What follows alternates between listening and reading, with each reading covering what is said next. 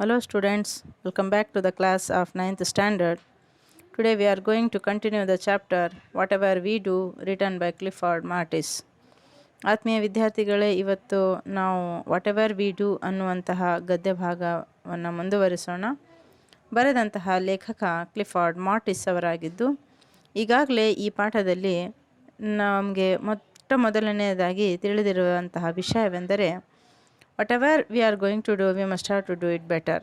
ನಾವು ಯಾವುದೇ ಕೆಲಸವನ್ನು ಮಾಡ್ತಾ ಇದ್ದೀವಿ ಅಂದರೆ ಇನ್ನೂ ಬೆಟರ್, ಇನ್ನೂ ಒಳ್ಳೆ ಮಾಡಬೇಕು ಅನ್ನುವಂತಹ ಒಂದು ಥಿಂಕಿಂಗ್ಲಿಂದ ನಾವು ಮುಂದೆ ಬರೀಬೇಕು. So I already explained for you in the second paragraph of the chapter that when ಯಾರಿಗಾದರೂ ನಾವು ಥ್ಯಾಂಕ್ಸ್ ಅಂತ ಹೇಳಬೇಕು ಅನ್ನುವಂಥ ಸನ್ನಿವೇಶ ಉಂಟಾದಾಗ ಥ್ಯಾಂಕ್ಸ್ ಅಂತ ಹೇಳೋದರ ಬದಲಾಗಿ ಥ್ಯಾಂಕ್ಸ್ ಎ ಲಾಟ್ ಅಂತ ಹೇಳಿಬಿಟ್ರೆ ಅದು ಬಹಳಷ್ಟು ಬೆಟರ್ ಆಗಿಬಿಟ್ಟಿರುತ್ತೆ. ಅದೇ ರೀತಿಯಾಗಿ ಸಮಯಕ್ಕೆ ಅನುಗುಣವಾಗಿ ನಾವು ನಮ್ಮ ಭಾಷೆಯಲ್ಲಿ ಬದಲಾವಣೆಯನ್ನು ತಂದುಕೊಂಡಾಗ ಸೊ ಅದರಲ್ಲಿ ನಮಗೆ ಒಂದು ರೀತಿಯ ಯಶಸ್ಸು ಅನ್ನುವಂಥದ್ದು ಕಾಣಿಸ್ಬೋದು. So we say thanks instead we may also say thanks a lot which could be better. Depending upon the situation we may also improve even further and say I am very grateful to you. ಇನ್ನೂ ನಮ್ಮ ಮಾತನ್ನು ಇನ್ನೂ ಚೆನ್ನಾಗಿ ಮಾಡಬೇಕು, ಅದಕ್ಕೆ ಒಂದು ಒಳ್ಳೆಯ ಮೋಡನ್ನು ಕೊಡಬೇಕು ಅಂತ ಹೇಳಿದಾಗ we may say that I am very grateful to you.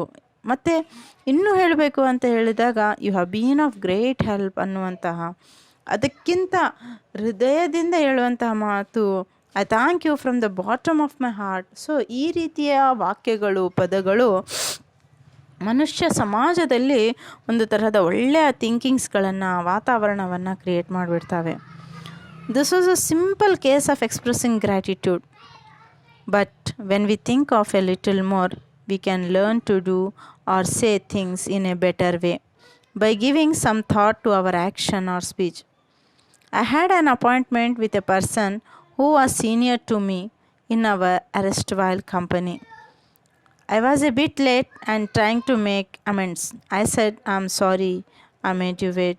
Oh, it's okay, he said, and added, it's a pleasure waiting for you. I felt flattered. One might argue that the other person might have said it without any thinking. Even then, I would say that I like to hear such statements, unless, of course, they were said sarcastically. So ಈ ಒಂದು ಪ್ಯಾರಾಗ್ರಾಫ್ನಲ್ಲಿ ಕೂಡ ಬಹಳ ಒಂದು ಒಳ್ಳೆಯ ಉದಾಹರಣೆಯ ಮುಖಾಂತರ ಭಾಷೆಯ ಮೇಲಿನ ಪ್ರಭುತ್ವವನ್ನು, ಜನರ ಒಂದು ಆ್ಯಕ್ಷನ್ಸ್ಗಳನ್ನು ಮತ್ತು ವ್ಯಕ್ತಿಗಳು ಬಹಳ ಒಬ್ಬರು ಇನ್ನೊಬ್ಬರಿಗೆ ಹತ್ತಿರ ಬರುವಂಥದ್ದು, ಫ್ರೆಂಡ್ಶಿಪ್ಪನ್ನು ಚೆನ್ನಾಗಿ ಬೆಳೆಸ್ಕೊಳ್ಳುವಂಥದ್ದು, ಎ ಗುಡ್ ಕ್ಲೈಮ್ಯಾಕ್ಸನ್ನು ಮಾಡಿಕೊಳ್ಳುವಂತಹ ಸಿಚುವೇಶನ್ಸ್ಗಳನ್ನು ಭಾಷೆ ಯಾವ ರೀತಿಯಾಗಿ ನಮಗೆ ಸಹಾಯ ಮಾಡುತ್ತೆ ಎಂಬುದನ್ನು ಥರ್ಡ್ ಪ್ಯಾರಾಗ್ರಾಫ್ ಹೇಳ್ಕೊಡ್ತಾ ಇದೆ. ನೋಡಿ, in this third paragraph we are going to say that it is said. ಇಲ್ಲಿ ಒಂದು ಎಕ್ಸಾಂಪಲಿನ ಮುಖಾಂತರ, ಒಂದು ಉದಾಹರಣೆಯ ಮುಖಾಂತರ ಇಲ್ಲಿ ನಮಗೆ ತಿಳಿಸಲಾಗ್ತಾ ಇದೆ. This is a simple case of expressing gratitude. ಬಹಳ ಸರಳವಾಗಿರುವಂಥ ವಿಧಾನವನ್ನು ನಾವು ಈಗಾಗಲೇ ತಿಳ್ಕೊಂಡಿದ್ದೀವಿ. But when we think a little more, ಇನ್ನೂ ನಾವು ಸ್ವಲ್ಪ ಚೆನ್ನಾಗಿ ಜಾಸ್ತಿ ಯೋಚನೆಯನ್ನು ಮಾಡಿದಾಗ we can learn to do or say things in a better way by giving some thought to our action or speech. ನೋಡಿ, ನಾವು ಇನ್ನೂ ಸ್ವಲ್ಪ ಚೆನ್ನಾಗಿ ಯೋಚನೆಯನ್ನು ಮಾಡಿದಾಗ, ಭಾಷೆಯ ಮೇಲೆ ಅದರ ಬಗ್ಗೆ ಯೋಚನೆಯನ್ನು ಮಾಡಿದಾಗ ವಿ ಕ್ಯಾನ್ ಲರ್ನ್, ನಾವು ಕಲಿಬಹುದು. What we can learn to do or say things in a better way. ಇನ್ನೂ ಚೆನ್ನಾಗಿ ಮಾಡೋದನ್ನು, ಮಾತಾಡೋದನ್ನು ನಾವು ಕಲಿಬೋದು. By giving some thought to our action or speech. ಭಾಷೆಗೆ, ಸ್ಪೀಚಿಗೆ, ನಮ್ಮ ಒಂದು ಮಾತುಕತೆಗೆ ಒಂದು ಒಳ್ಳೆಯ ಮೋಡನ್ನು ಕೂಡ ನಾವು ಕೊಡ್ಬೋದು.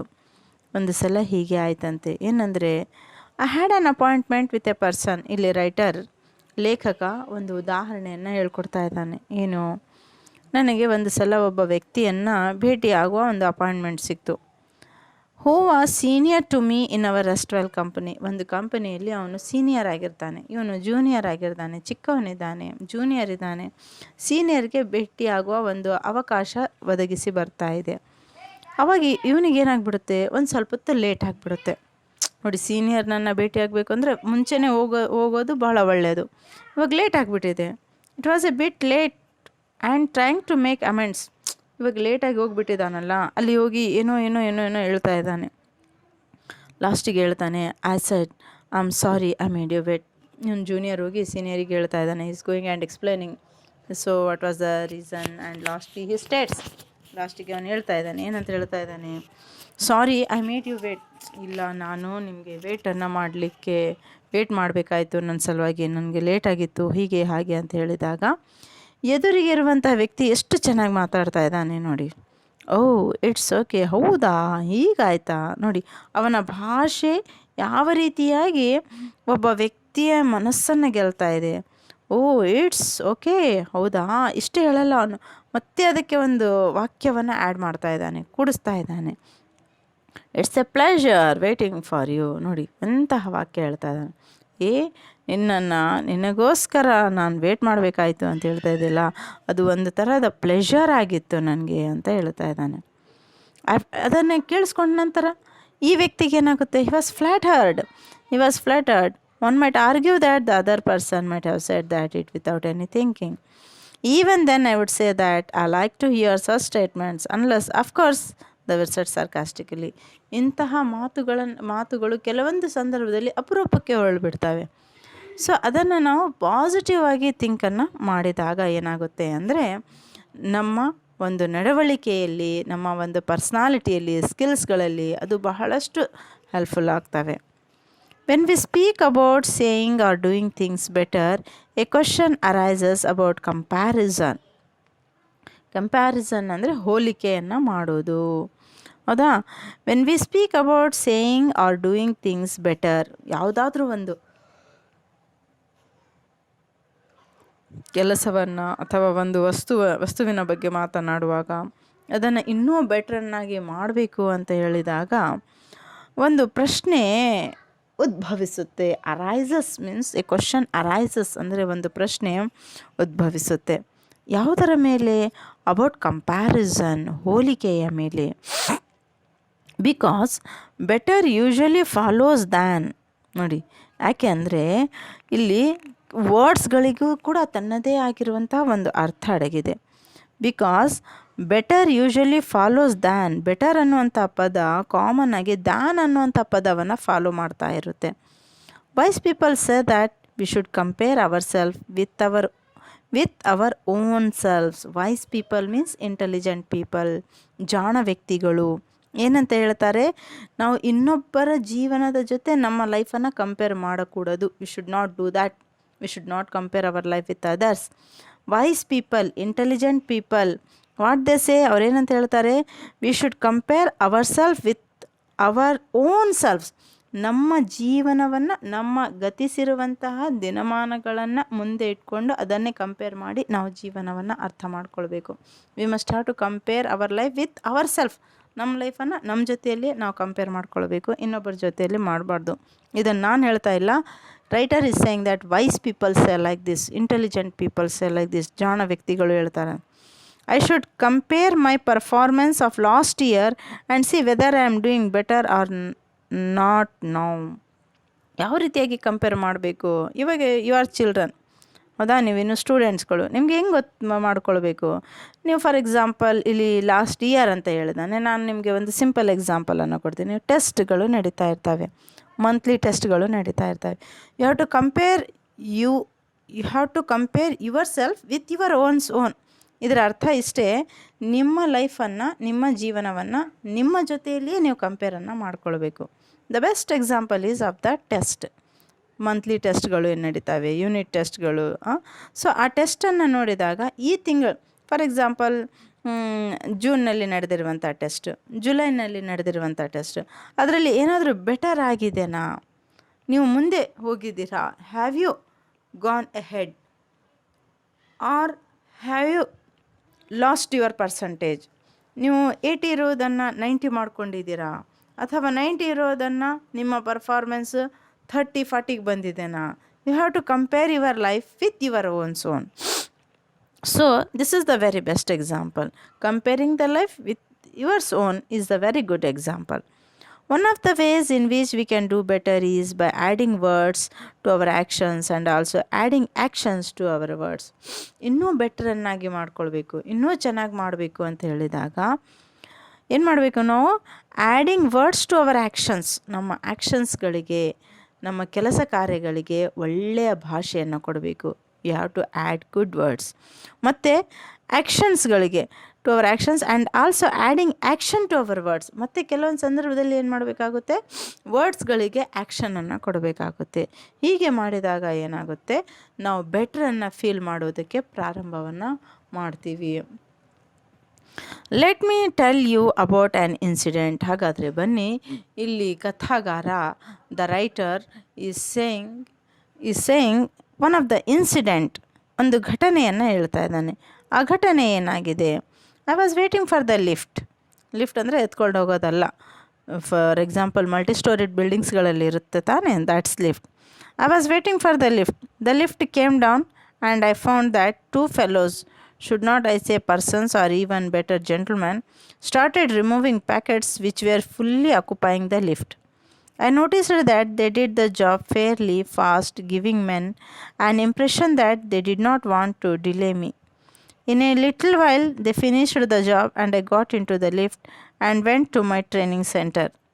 In the class, I mentioned this incident and asked the trainees to explain how this particular situation would have been rendered better. A couple of trainees did mention that the 2 gentlemen who were removing the packets would have said just something else. 1 minute, sir, we will finish in no time. Nice answer, don't you agree? It would have made such a difference, but another trainee said, you could have thought of lending a helping hand to them. ಅಂದರೆ ಇಲ್ಲಿ what is happening here? ಹಾಗಾದರೆ ಈ ಒಂದು 5th ಪ್ಯಾರಾಗ್ರಾಫ್ನಲ್ಲಿ ನಮಗೇನು ಗೊತ್ತಾಗ್ತಾ ಇದೆ ಅಂದರೆ, ಇಲ್ಲಿ ಒಂದು ಲಿಫ್ಟ್ನಲ್ಲಿ 2 ವ್ಯಕ್ತಿಗಳು ಬರ್ತಾರೆ. ಅವರು ಪ್ಯಾಕೆಟ್ಸ್ಗಳನ್ನು ಕಲೆಕ್ಟನ್ನು ಮಾಡೋದರಲ್ಲಿ ತಮ್ಮಷ್ಟಕ್ಕೆ ತಾವೇ ತಲ್ಲೀನರಾಗಿರ್ತಾರೆ. ಬಹಳ ವೇಗವಾಗಿ ಅವರು ಆ ಕಾರ್ಯವನ್ನು ಮಾಡ್ತಾ ಇದ್ದಾರೆ. ಅಲ್ಲಿ ಈ ಲೇಖಕ ನಿಂತ್ಕೊಂಡಿರುವಂಥ ಸಂದರ್ಭದಲ್ಲಿ ಅವರು ಬಹಳ ಜಲ್ದಿಯಾಗಿ ವೇಗವಾಗಿ ತಮ್ಮ ಕೆಲಸ ಕಾರ್ಯಗಳನ್ನು ಮುಗಿಸ್ಬಿಡ್ತಾರೆ. They finished the job and I got in to the lift. ಆಮೇಲೆ ಅವರೆಲ್ಲ ಅದನ್ನೆಲ್ಲ ಫಿಲಪ್ ಮಾಡಿದ ನಂತರ ಈ ಕಥಾಗಾರ ಅವನೇನು ಮಾಡ್ತಾ ಇದ್ದಾನೆ? ಆ ಲಿಫ್ಟ್ನಲ್ಲಿ ಹೋಗ್ತಾ ಇದ್ದಾನೆ. And went to my training centre. ಅವನೇನು ಮಾಡ್ತಾನೆ? ತನ್ನ ಟ್ರೈನಿಂಗ್ ಸೆಂಟರಿಗೆ ಹೋಗ್ತಾ ಇದ್ದಾನೆ. ಹೋಗಿ ಅಲ್ಲಿ ಏನು ಮಾಡ್ತಾ ಇದ್ದಾನೆ? ಟ್ರೈನೀಸ್ಗಳು ಇರ್ತಾರೆ ಅವನ ಕ್ಲಾಸ್ನಲ್ಲಿ. ಆ ಕ್ಲಾಸ್ನಲ್ಲಿ ಅವನೇನು ಮಾಡ್ತಾ ಇದ್ದಾನೆ? ನಡೆದಿರುವಂಥ ಘಟನೆಯ ಬಗ್ಗೆ ಹೇಳ್ತಾ ಇದ್ದಾನೆ. ಅಂದರೆ ಮಾತು ಯಾವ ರೀತಿಯಾಗಿರುತ್ತೆ ಮತ್ತು ಅವನ ದಿನಚರಿ ಯಾವ ರೀತಿಯಾಗಿರುತ್ತೆ, ಮಾತಿನಲ್ಲಿ ಕೆಲಸಗಳು ಯಾವ ರೀತಿಯಾಗಿ ನಡ್ಕೊಂಡು ಹೋಗ್ಬಿಡ್ತವೆ ಎಂಬುದನ್ನು ಅವನಿಲ್ಲಿ ತೋರಿಸ್ಕೊಡ್ತಾ ಇದ್ದಾನೆ. ಸೊ ಆ ಸಂದರ್ಭದಲ್ಲಿ ಅವನೇನು ಮಾಡ್ತಾ ಇದ್ದಾನೆ? ಪ್ರಶ್ನೆಯನ್ನು ಕೇಳ್ತಾ ಇದ್ದಾನೆ ಟ್ರೈನೀಸ್ಗಳಿಗೆ. ನಿಮಗೆ ಈ ಒಂದು ಘಟನೆ, ಇವಾಗ ಆ 2 ವ್ಯಕ್ತಿಗಳು ಬಂದಿದ್ದಾರೆ, ಜಾಬನ್ನು ಮಾಡ್ತಾ ಇದ್ದಾರೆ. ಸೊ ತಮ್ಮ ಕೆಲಸವನ್ನು ತಾವು ಮುಗಿಸ್ಕೊಂಡು ಹೋಗ್ಬಿಡ್ತಾ ಇದ್ದಾರೆ, ಹೇಗನ್ನಿಸ್ತು ಅಂತ ಕೇಳಿದಾಗ, in the class I mention the incident and ask the trainees to explain how particular situation would have been rendered better. ಇದನ್ನು ಬೆಟ್ರನ್ನಾಗಿ ಮಾಡಬೇಕು ಅಂದರೆ ಯಾವ ಒಂದು ಸ್ಟೆಪ್ಪನ್ನು ತೆಗೆದುಕೊಳ್ಬೇಕು ಅಂಥೇಳಿ ಅವನೇನು ಮಾಡ್ತಾ ಇದ್ದಾನೆ? ಟ್ರೈನೀಸ್ಗಳಿಗೆ ಪ್ರಶ್ನೆಯನ್ನು ಹಾಕ್ತಾ ಇದ್ದಾನೆ. ಹಾಕಿದಾಗ ಈ couple of trainees did mention that, couple of trainees ಅಂದರೆ ಸುಮಾರು ಜನ ಟ್ರೈನೀಸ್ಗಳು ಉತ್ತರವನ್ನು ಹೇಳ್ತಾ ಇದ್ದಾರೆ. 2 gentlemen who were removing the packets could have said just something. ಅವರು ಬಂದು ತಮ್ಮ ಕಾರ್ಯವನ್ನು ಮುಗಿಸ್ಕೊಂಡು ಹೋಗ್ಬಿಟ್ರಲ್ಲ, ಅದ್ರ ಬದಲಾಗಿ ಅವರು ಈ ರೀತಿಯಾಗಿ ಹೇಳಿದರೆ, 1 minute sir, we will finish in no time. ಇಲ್ಲ ಸರ್, ಆಯಿತು, ಬಹಳ ಜಲ್ದಿ ನಾವು ಮುಗಿಸ್ಬಿಡ್ತೀವಿ ಅಂತ ಹೇಳಿದಾಗ, ನೈಸ್ ಆನ್ಸರ್, ಎಷ್ಟು ಚೆನ್ನಾಗಿ ಅನ್ನಿಸ್ತಾ ಇತ್ತು ಅದು. ಅವ್ರು ಏನೂ ಹೇಳೋದೇ ಇಲ್ಲ, ಬಂದು ತಮ್ಮ ಕೆಲಸ ಮೂಕರ ಹಾಗೆ ಬಂದು ಕೆಲಸವನ್ನು ಮಾಡ್ಕೊಂಡು ಹೋಗ್ಬಿಡ್ತಾರೆ. ಅವಾಗ ಟ್ರೈನೀಸ್ಗಳು ಹೇಳ್ತಾರೆ, ಈ ರೀತಿಯಾಗಿ ಹೇಳ್ಬೋದಿತ್ತಲ್ಲ, ಡೋಂಟ್ ಯು ಅಗ್ರಿ, ಇದಕ್ಕೆ ತಾವು ಒಪ್ಪಲ್ಲ ಅಂತ ಕೇಳಿದಾಗ, it would have made such a difference. ನೋಡಿ, ಮಾತು ಕೆಲಸ ಅಂತೂ ನಡೀತಾ ಇರುತ್ತೆ. ಆ ಸಂದರ್ಭದಲ್ಲಿ some words play a very important role ಎಂಬುದನ್ನು ಈ ಒಂದು ಸ್ಟಾನ್ಸಾ ಪ್ಯಾರಾಗ್ರಾಫ್ ಹೇಳ್ಕೊಡ್ತಾ ಇದೆ. ಅನದರ್ ಟ್ರೈನಿ ಸೆಡ್, ಇನ್ನೊಬ್ಬ ಟ್ರೈನಿ ಹೇಳ್ತಾ ಇದ್ದಾನೆ, you could have thought of lending a helping hand to them.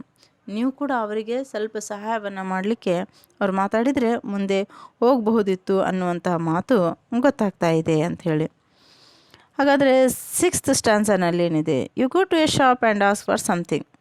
ನೀವು ಅಂಗಡಿಗೆ ಹೋಗಿ ಏನೋ ವಸ್ತುವನ್ನು ಪರ್ಚೇಸ್ ಮಾಡಬೇಕು ಅನ್ನುವಂಥದ್ದು ನಿಮ್ಮ ತಲೆಯಲ್ಲಿರುತ್ತೆ. You go to a shop and ask for something. Most often the shopkeeper or the sales person reaches out of the item you want and hands it over to you. No word, nothing. Suppose he were to say just 2 words, yes sir. In posh restaurants, the waiters or stewards do say good morning or some such thing and then ask for your order. But have you noticed how the waiters behave in most of our restaurants, in spite of the fact that the food and ambience are quite good? They usually come and stand near you expecting you to place the order. Suppose they say just 2 words, yes sir. ನೋಡಿ, ಅಂದರೆ ಇಲ್ಲಿ ಮಾತುಗಳು ಮನುಷ್ಯನ ಮೇಲೆ ಯಾವ ರೀತಿಯ ಪ್ರಭಾವವನ್ನು ಆಗ್ತವೆ ಎಂಬುದನ್ನು ಇಲ್ಲಿ ರೈಟರ್ ಬಹಳ ನೀಟಾಗಿ ಎಕ್ಸ್ಪ್ಲನೇಷನನ್ನು ಕೊಡ್ತಾ ಇದ್ದಾನೆ. ಸೊ ಅವನ ಮಾತಿನಲ್ಲಿ ನಿಜವಾಗಿಯೂ ನಾವು ಗಾಢವಾಗಿ ಅವಲೋಕನವನ್ನು ಮಾಡಿದಾಗ ಈ ರೈಟರ್ನ ಮಾತಿನಲ್ಲಿ ಒಂದು ತರಹದ ಶಕ್ತಿ ಇದೆ ಅಂಥೇಳಿ ನಮಗೆ ತಿಳಿತಾ ಇದೆ. ಏನು ಹೇಳ್ತಾ ಇದ್ದಾನೆ ಅವನು, ಬೈ ಚಾನ್ಸ್ ನೀವು ಒಂದು ಅಂಗಡಿಗೆ ಹೋಗಿದ್ದೀರಾ, ಅಂಗಡಿಗೆ ಹೋಗಿ ನೀವು ಸುಮ್ಮನೆ ನಿಂತುಕೊಂಡಾಗ ನಿಮಗೆ ಬೇಕಾಗಿರುವಂಥ ವಸ್ತು ನಿಮ್ಮ ಕಣ್ಣಿಗೆ ಬೀಳ್ತಾ ಇಲ್ಲ ಅಂತ ಹೇಳಿದಾಗ ಅಂಗಡಿಯ ಮಾಲೀಕ ತನ್ನ ಕೆಲಸದಲ್ಲಿ ತಾನು ನಿರತನಾಗ್ಬಿಟ್ರೆ, if the owner of the shop is engaged in his own work and is not at all caring for the customers who are coming in to the shop, if he is not at all caring and is not in a position to say how it happens for you, it seems very boring in such a shop here. So if a customer says yes sir, ಹೇಳಿ ಏನು ಬೇಕು, ಈ ಥರ ಮಾತುಗಳು 1-2 ಶಬ್ದಗಳು ಇರ್ತವೆ. ಆ 2 ಶಬ್ದಗಳು ಏನಾಗ್ಬಿಡ್ತವೆ ಅಂದರೆ ಅವನ ಮಾತಿನ ಸ್ಟೈಲನ್ನು, ಅವನ ನಮ್ರತೆಯನ್ನು, ಏನೋ ಪರ್ಚೇಸ್ ಮಾಡಲಿಕ್ಕೆ ಬಂದಿರುವಂಥ ವ್ಯಕ್ತಿಗಳು ಏನೋ ಪರ್ಚೇಸನ್ನು ಮಾಡ್ಕೊಂಡು ಹೋಗುವಂಥ ಘಟನೆಗಳನ್ನು ನಾವು ನೋಡ್ಬೋದು.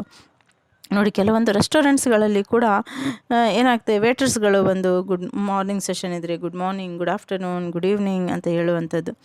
ಆ ಹೇಳಿದಾಗ ಏನಾಗುತ್ತೆ ಅಂದರೆ ಎದುರಿಗಿರುವಂಥ ವ್ಯಕ್ತಿ ತನ್ನ ಮಾತನ್ನು ಪ್ರಾರಂಭ ಮಾಡ್ತಾ ಇರ್ತಾನೆ. So is going to get somewhat, so both of them are going to get somewhat success here.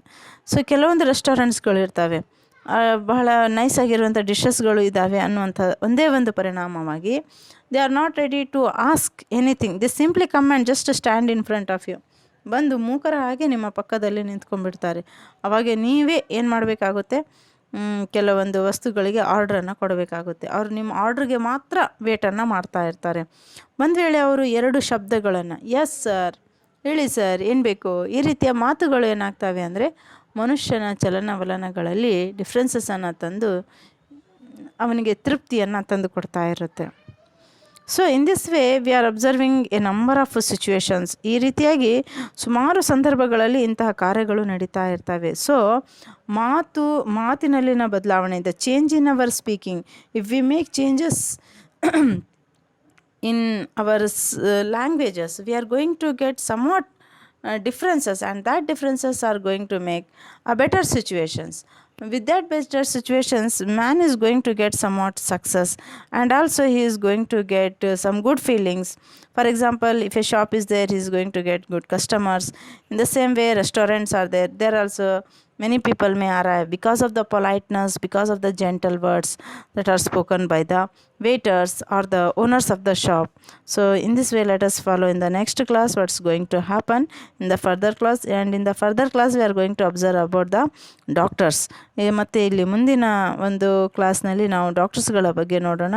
ಡಾಕ್ಟರ್ಸ್ಗಳು ಯಾವ ರೀತಿಯಾಗಿ ಮಾತುಗಳನ್ನು ಆಡ್ತಾರೆ ಮತ್ತು ಅಲ್ಲಿ ಪೇಷಂಟ್ಸ್ಗಳು ಯಾವ ರೀತಿಯಾಗಿ ಅವರಿಗೆ ಕೋಆಪ್ರೇಟನ್ನು ಮಾಡ್ತಾರೆ ಎಂಬುದನ್ನು let us see in the next class. Okay.